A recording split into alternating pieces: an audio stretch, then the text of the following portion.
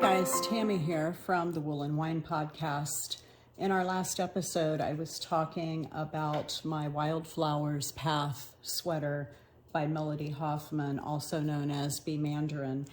And I said that I would do a quick tutorial on how to embroider these little flowers across the yoke, and then I had decided that I was going to knit the sleeves fairly straight with a little bit of ribbing and then do sort of just a pile of flowers at the cuff. So I'm only doing that on one cuff. I'm going to do 2 rounds on the other, and you can see there's a lot of beautiful texture on this shawl, or I don't know why I want to call it a shawl, this sweater.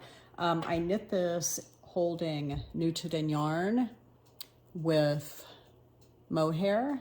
So the yarn is a little bit thick and thin, which is wonderful. I absolutely love the way this is turning out.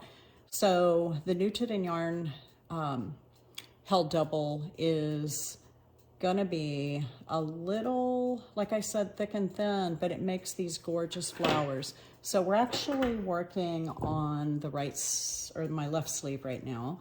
And I've already done a couple of flowers sort of between the ones on the bottom row. I am not doing anything exact on this.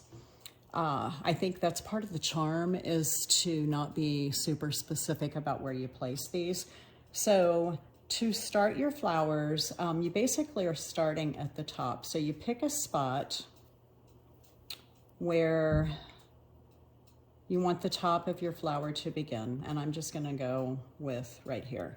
So I'm pulling my yarn through and leaving approximately a 2 or 3 inch tail, just enough to weave in. And honestly, I'm not sure I'd even have to weave it in with a knitted in. So I'm going to go down a few rows through the center and then come back out a few rows beyond that for my bottom petal. So you're just pulling it through, and you don't want to be too tight with it. Because I'm holding 2 strands double, I want to get them a little bit even. But like I said, the charm of it is not being too specific. So then you come back through the center and do one of the top petals. Just pick a spot, come up, pull your yarn. You could do this with any kind of yarn. It doesn't have to be knitted, and that just happens to be what I'm knitting with. Now I'm going to come back through the center and pick a spot for a bottom petal. So kind of diagonal from that one. And you can see the flowers starting to form. So again, back through the center, and I think I want that spot. Pull your yarn through, back through the center for the final petal,